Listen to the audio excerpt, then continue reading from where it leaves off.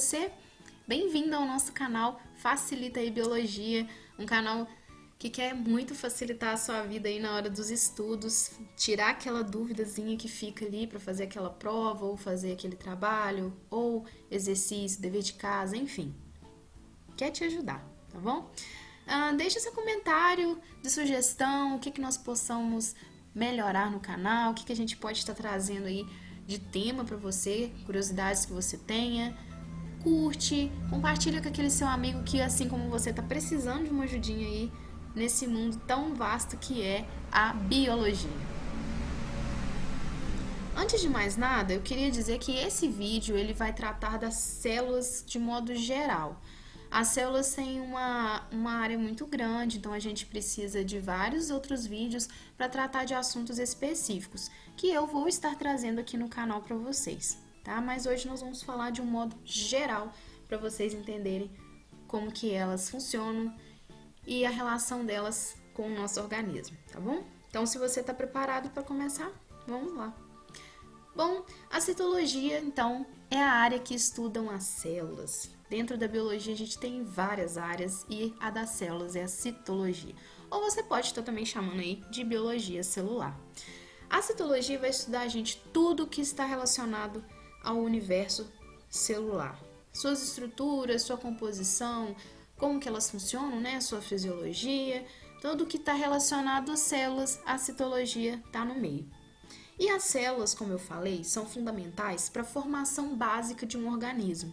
Isso quer dizer que ela está ligada com as nossas estruturas. Então, as células elas se agrupam, formam tecidos, os tecidos se juntam, formam os órgãos, formam o sistema e junto todos os sistemas nós temos o organismo. Só que as células também não estão só aí envolvidas com formação de estruturas do corpo, tá? Elas estão envolvidas com várias outras coisas, elas levam componentes dentro delas para levar para o corpo, enfim, tem toda uma questão.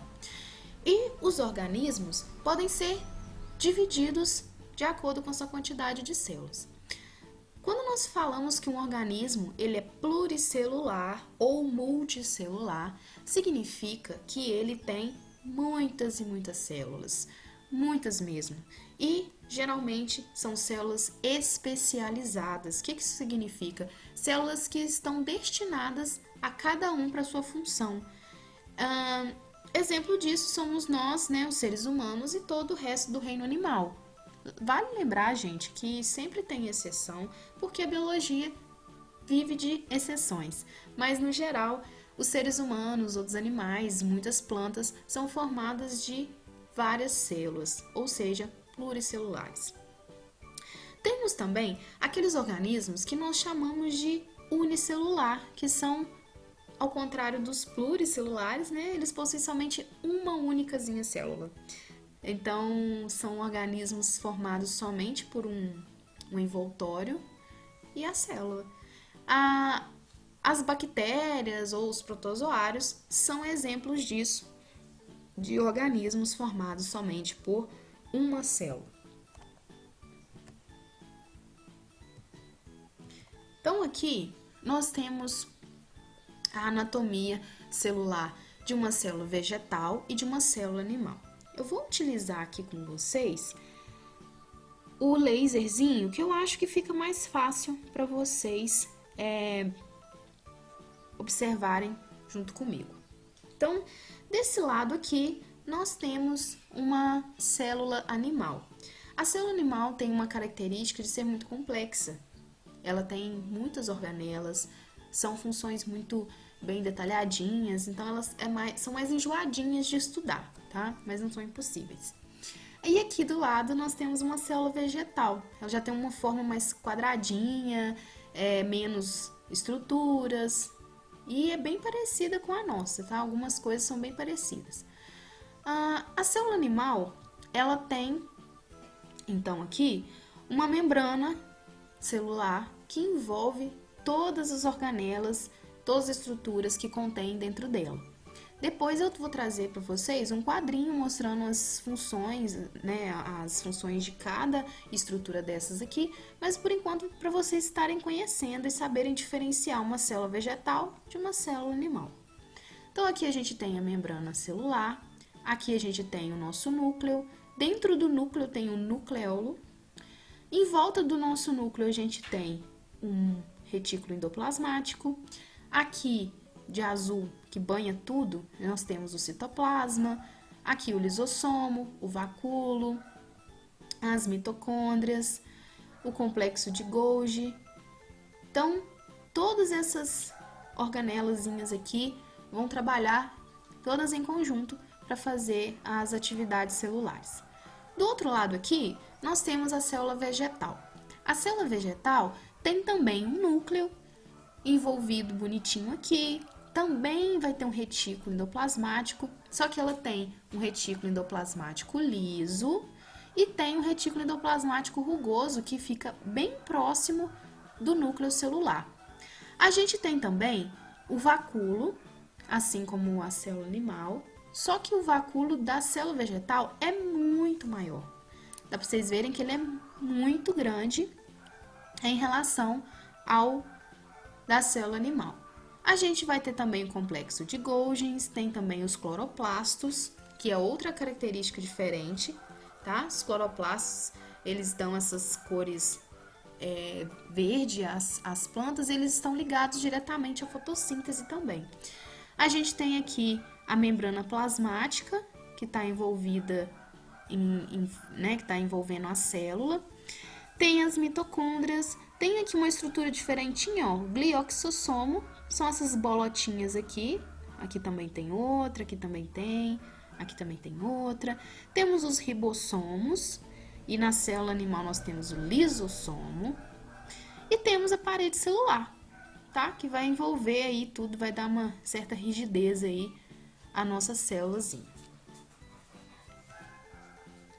Bom, como eu falei para vocês, então, nós temos as bactérias, os protozoários, temos as leveduras, temos as algas unicelulares, que são exemplos de organismos unicelulares.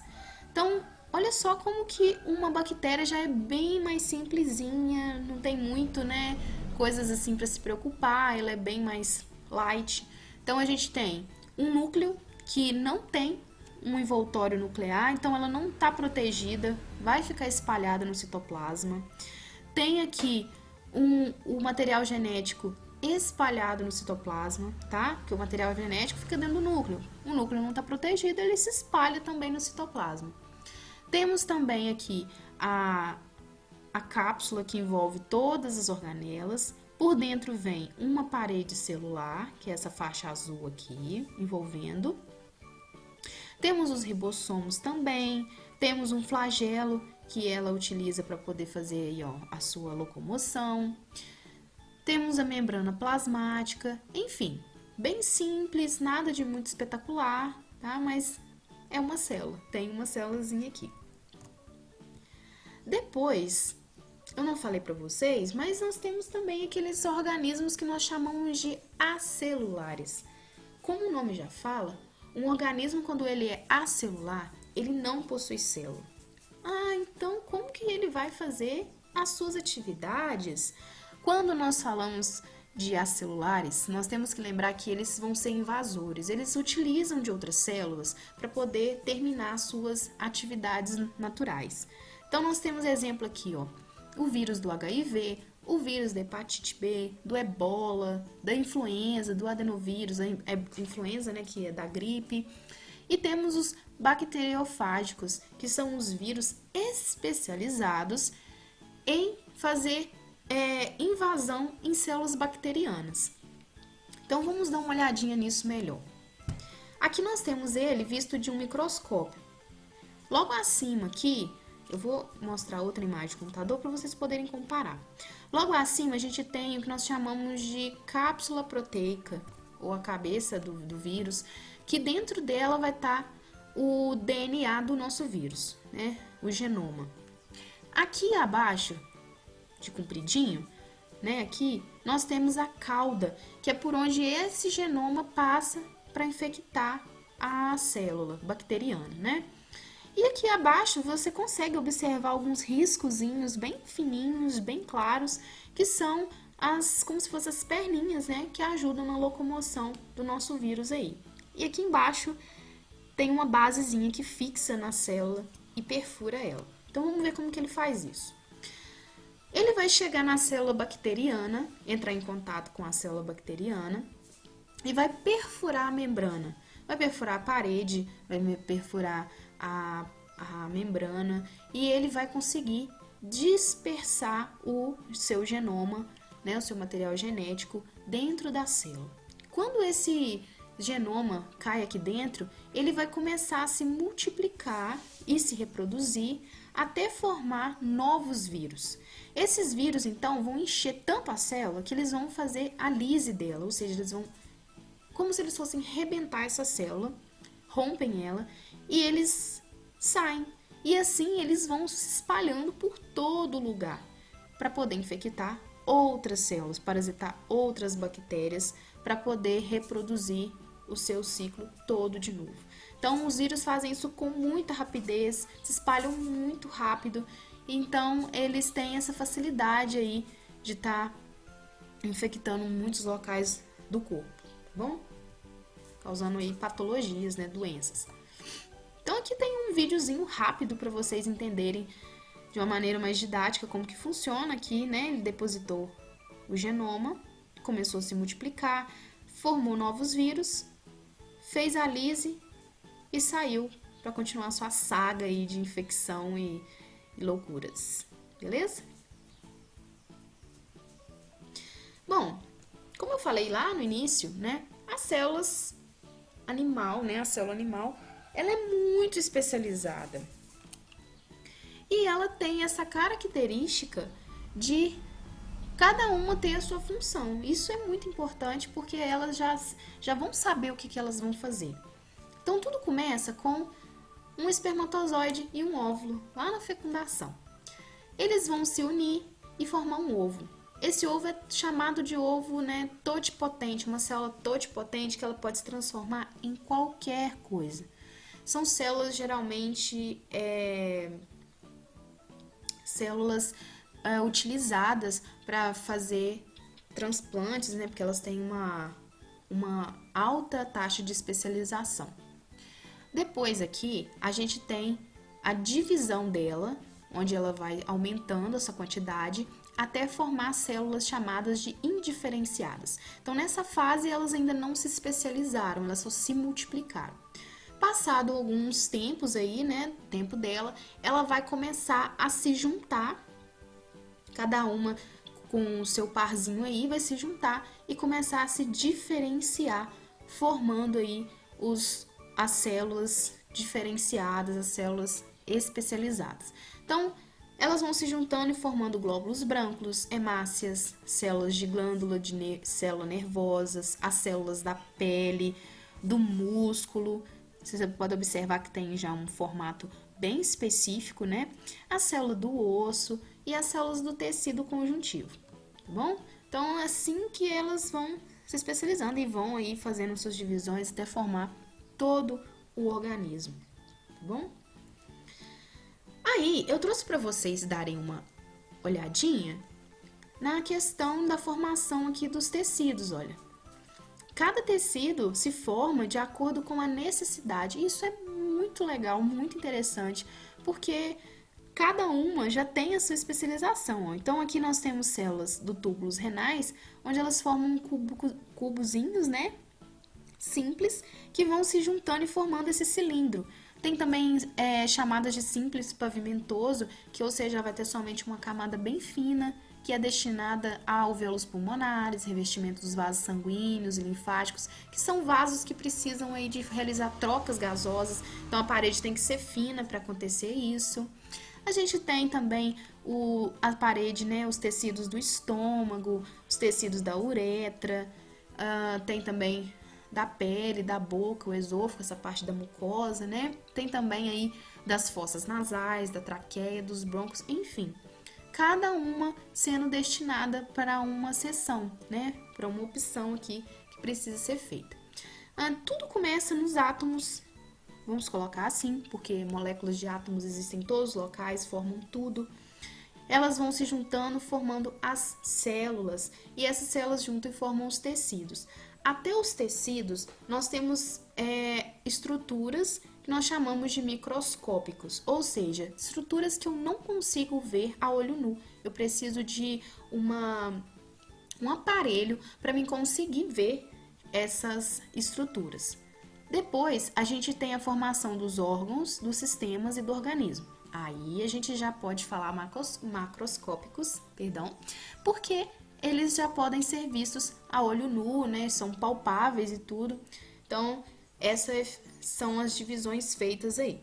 Bom, gente, dando continuidade então à nossa aula de citologia, a gente vai ver agora que as células podem ser divididas quanto ao seu tempo de vida. Isso mesmo, as células têm tempo de vida e vai estar ligado à sua função no organismo. Então, inicialmente, nós temos de exemplo as células que nós chamamos de células lábeis. As células lábeis são aquelas que possuem uma vida curta ou que elas estão sempre se renovando, né? São produzidas continuamente pelo organismo e elas permitem crescimento e renovação dos tecidos. De primeiro exemplo aqui, nós temos os glóbulos brancos, que são também, né, os leucócitos, que fazem parte da coagulação. Nós temos também os glóbulos vermelhos, que são as hemácias, e temos também as células epiteliais, que são as células de revestimento. Todos esses três exemplos são de células com vida curta que estão constantemente se renovando. Por isso que quando você faz aí uma doação de sangue, você precisa de um período para depois voltar a doar de novo, porque suas células sanguíneas precisam se regenerar para poder funcionar no seu corpo normalmente, né? Para você não sair prejudicado. Depois nós temos as células que nós chamamos de células estáveis. As células estáveis são aquelas que têm uma vida de tempo médio para longo. Elas vão ser produzidas durante o crescimento e elas voltam a ser formadas quando existem algumas condições especiais, como por exemplo numa regeneração de tecidos em uma fratura óssea. Então, quando eu quebro o meu osso aqui, ó, as minhas células automaticamente, né, tem um período que elas vão precisar, elas começam a se regenerar para poder fechar aquele rompimento. Então, aqui a gente pode observar que tem um crescimento, né, recém-formado aqui de um osso primário. Aqui logo abaixo já tem um osso secundário recém-formado e posteriormente nós temos toda a peça óssea consolidada, né? A fratura propriamente dita assim acabou, tá bom? Por fim, nós temos as células chamadas permanentes, que são as células que têm uma vida muito longa e elas são produzidas somente na fase embrionária. E como elas têm um baixo teor de divisão, a perca dessas células é custoso para o nosso organismo. O que isso quer dizer? É prejudicial. Exemplo disso é, por exemplo, células nervosas, né? Quando a pessoa tem perda neurológica, acontece a questão de sofrer uma lesão neurológica, né? Enfim, e ela fica com uma certa demência, tá? Porque essas células são muito complicadas para poder se dividir. Então, acaba ficando essa perda aí. E tem também que elas têm alta especialização, que, em contrapartida, né, do problema da divisão, elas têm alta especialização. Aqui também nós temos células musculares estriadas. Opa, tô voltando aqui. Tem também as células ósseas adultas, que nós chamamos de osteocitos. Temos também os hepatócitos, que são células presentes no fígado, e as células do pâncreas, né? São as células pancreáticas. Elas também vão ser divididas quanto aos seus números de núcleos. Então, uma célula pode ser chamada de anucleada quando ela tem ausência de núcleo. Como exemplo, a gente tem aqui as hemácias. Ela pode ser chamada de mononucleada quando ela possui somente um núcleo, que é no geral o que acontece, possui somente um núcleo. Exemplo aqui são as células do epitélio, que tem variações de formas, né, de acordo com a necessidade do corpo. E temos as células multinucleadas, que são aquelas células que vão possuir mais de um núcleo, tá bom? E por fim, temos os tipos de células. Os tipos de células vão ser eucariontes e procariontes, são os grandes grupos das células. Esse nome vai estar ligado com a questão do núcleo, se ele está envolvido ou não por envoltório nuclear. Então, uma célula animal, ela é chamada de eucarionte porque ela tem o seu núcleo delimitado por um envoltório nuclear, ou seja, ele não fica espalhado no citoplasma, ele fica certinho aqui dentro, ó, bem protegido, e dentro seu material genético também está protegido. Em contrapartida, a gente tem as células procariontes, que são aquelas células em que o organismo possui um núcleo totalmente espalhado no citoplasma. E o material genético também vai ficar disperso no citoplasma.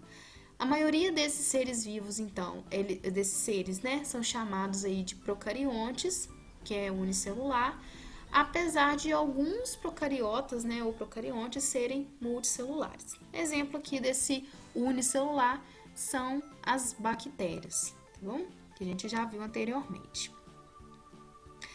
E quanto à diferença entre a célula animal e vegetal? Como eu falei para vocês, a célula animal ela é muito complexa. Ela é mais enjoadinha, mais cheia de coisinha para estudar.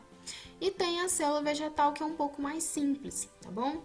Então, de todos esses, se vocês quiserem depois pausar para copiar bonitinho, mas de todos esses tipos aqui, de todas essas funções e essas estruturas, que as duas possuem, elas têm algumas diferenças. A diferença principal é a célula vegetal possui cloroplasto. O cloroplasto, ele é uma organela da célula vegetal que está totalmente ligada com a fotossíntese, tá? Ele tem até uma cor verdinha assim, está ligada à fotossíntese, que é de onde a planta retira energia, A questão da alimentação dela, produção de energia, é realizada através da fotossíntese e é feita dentro do cloroplasto. A planta também vai ter uma parede celular, tá? Que nós não temos. Diferente delas, nós temos, para dar rigidez, nós temos o citoesqueleto. E ela também tem um vacúolo enorme, enquanto nós temos somente duas bolsinhas, algumas bolsinhas de vacúolo aqui. E nós temos os centríolos, que não estão presentes na célula vegetal, tá bom? Então, primeiro aqui, aí a gente tem de novo, só para vocês terem uma noção da questão separadinha de como que são, as vesículas, retículo endoplasmático, na célula vegetal aqui, ó, cloroplastos. E aí vem a questão das funções, o que for igual de estrutura na animal e na vegetal vão ter praticamente a mesma função, tá? Por exemplo, o núcleo vai ter a função de armazenamento da informação genética, além de fazer o controle das funções celulares. O retículo endoplasmático vai fazer síntese de lipídios, transporte intracelular, as mitocôndrias nas células animais vão realizar estrutura e respiração celular, tá? O citoesqueleto realiza estrutura e rigidez celular. Os centríolos, divisão celular. Os ribossomos fazem a síntese proteica, ou seja, a síntese de proteína. O citoplasma são reservas de substâncias e fazem regulação osmótica da célula. O complexo de Golgi realiza maturação de proteínas e o controle, e a membrana plasmática faz o controle das trocas, com o meio extracelular e a comunicação com o meio aí.